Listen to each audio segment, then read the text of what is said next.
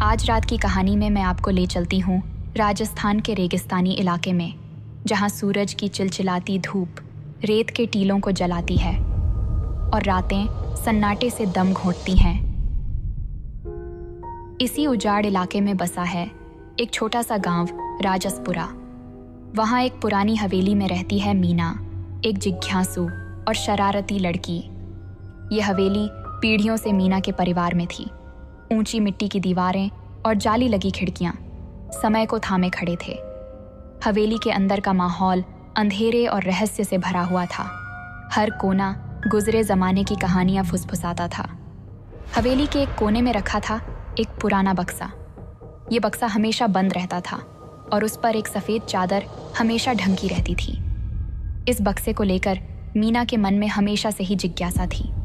उसके दादा दादी ने कभी उसे खोलने की इजाज़त नहीं दी थी। वे बस इतना कहते थे कि उस बक्से में कुछ पुरानी चीज़ें हैं जिन्हें छेड़ना नहीं चाहिए। उनकी बातों में एक अजीब सा डर छिपा होता था जिसे मीना समझ नहीं पाती थी। लेकिन जिज्ञासा का कीड़ा मीना को चैन नहीं लेने देता था, खासकर तब जब तेज़ हवा में पुराने दरवाजे खड़खड़ाते और अलमारियां कराहती थीं। ऐसा लगता था मानो हवेली खुद ही कोई कहानी सुनाना चाहती हो। एक दिन जब उसके दादा दादी खेतों में काम करने गए थे, मीना ने मौका देखा और बक्से को खोलने का फैसला किया। वो बिस्तर पर चढ़ी और धीरे से चादर को हटाया। बक्से का पीतल का ताला काफ़ी पुराना था, जंग लगा हुआ था। एक पल को मीना को हिचकिचाहट हुई, लेकिन खोलने की जिज्ञासा भी थी। किसी तरह उसने ताला खोला। बक्से का ढक्कन धीरे से खुला। उसके अंदर रखी थी एक पुरानी सी गुड़िया। मीना की सांसें थम गईं। गुड़िया काफी खूबसूरत थी। उसके लंबे काले बाल थे, नीली आंखें थीं और पहने हुए था एक लाल रंग का घाघरा। लेकिन सबसे खास बात थी गुड़िया की आंखें। वे असली आंखों की तरह चमक रही थीं, मानो गुड़िया जिंदा हो। मीना उस गुड़िया को देखते ही मोहित हो गई। एक अजीब सी खुशी उसके दिल में भर गई। उसने सोचा भी नहीं था कि बक्से में इतनी प्यारी चीज़ होगी। उसने उसे उठा लिया और बाहर निकलकर आंगन में खेलने लगी। वो गुड़िया से बातें करती, उसे रेत से बने महल बनाकर देती और सूखे पत्तों से उसके लिए खाना बनाती। गुड़िया मानो सचमुच उसकी सहेली बन गई थी।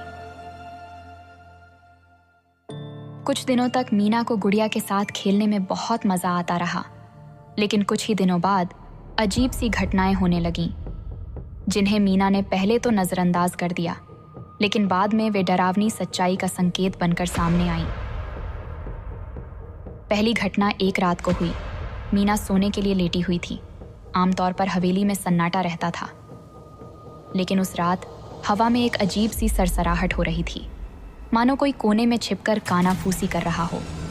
मीना ने थोड़ा इधर उधर देखा, लेकिन कुछ भी नज़र नहीं आया। उसने सोचा शायद हवा चल रही है और पेड़ों के पत्ते सरसरा रहे हैं। वो फिर से लेट गई और सोने की कोशिश करने लगी। लेकिन कुछ देर बाद उसे लगा कि कोई कमरे में घूम रहा है। उसने आंखें खोलीं। कमरा अंधेरे में डूबा हुआ था। सिर्फ खिड़की से आती हुई चांदनी की थोड़ी सी रोशनी कमरे में फैली थी। उसने ध्यान से देखा तो उसे लगा कि कमरे के कोने में कुछ हलचल हो रही है। वो सहम गई। उसकी सांसें तेज हो गईं। उसने धीरे से अपनी दादी को पुकारा, दादी, दादी, दादी। लेकिन कोई जवाब नहीं आया। अचानक कोने से एक हल्की सी हंसी सुनाई दी। वो हंसी इतनी अजीब थी कि मीना के रोंगटे खड़े हो गए। वो हंसी किसी बच्चे की हंसी जैसी थी, लेकिन उसमें एक अजीब सी गूंज थी, मानो किसी कब्र से आ रही हो। मीना डर के मारे बिस्तर में सिमट गई। उसने अपने को चादर से ढक लिया। वो पूरी रात ऐसे ही लेटी रही, डर के कारण सो भी नहीं पाई। सुबह होने का इंतजार करती रही। सुबह होते ही मीना दौड़कर रसोई में गई। वहाँ उसकी दादी रोटी बना रही थी। दादी, रात को आप कहाँ थी? मीना ने घबराते हुए पूछा। कहाँ? कहाँ बेटी? रात को तो मैं यही थी। उसकी दादी ने जवाब दिया। नहीं दादी, रात को आप कमरे में नहीं थी। कोई कमरे में घूम रहा था और हंस रहा था। मीना ने जोर देकर कहा। उसकी दादी ने मीना का माथा छुआ और हल्के से मुस्कुराई। बेटी, रात को सिर्फ तुम ही कमरे में थी। शायद कोई सपना देखा होगा। मीना अपनी दादी की बातों से सहमत नहीं थी, लेकिन वो उनसे बहस भी नहीं करना चाहती थी। उस दिन शाम को जब उसके दादा घर वापस आए तो मीना ने उन्हें भी वो सारी घटना बताई, लेकिन उनकी प्रतिक्रिया भी उसकी दादी जैसी ही थी। उन्होंने मीना को समझाया कि वो शायद सपना देख रही थी, लेकिन मीना को पता था कि उसने जो देखा और सुना वो सपना नहीं था, ये कोई सच्चाई थी, एक डरावनी सच्चाई। अगले कुछ दिनों में भी अजीब सी घटनाएं होती रहीं। कभी रात को कमरे में किसी के चलने की आवाज़ आती तो कभी अलमारी की चीज़ें खुद ब खुद गिर जाती।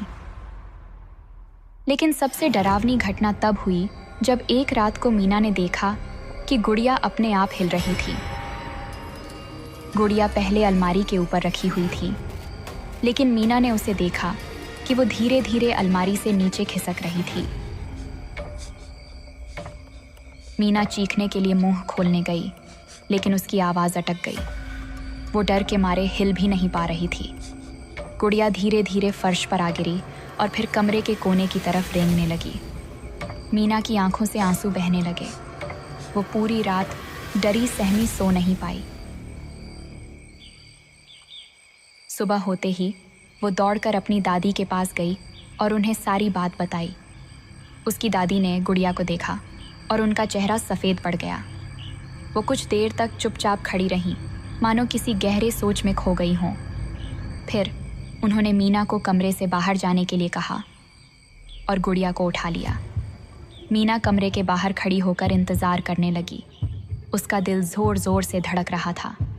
कुछ देर बाद उसकी दादी कमरे से बाहर निकली। उनके हाथ में गुड़िया नहीं थी। गुड़िया कहाँ है दादी? मीना ने पूछा। उसकी दादी का चेहरा गंभीर था। उस गुड़िया को अब यहाँ नहीं रखा जाएगा। उसे दूर ले जाकर दफना दिया जाएगा। उन्होंने धीमी आवाज में कहा। मीना उनकी बात सुनकर चौंक गई। लेकिन क्यों दादी? उसकी दादी ने मीना का हाथ पकड़ा और उसे हवेली के पीछे ले गई। वहाँ एक सूखा कुआं था। उसकी दादी ने मीना को बताया कि वो गुड़िया इसी कुएं से निकाली गई थी। कई साल पहले मीना के दादा इसी गांव में रहते थे, लेकिन एक अलग हवेली में।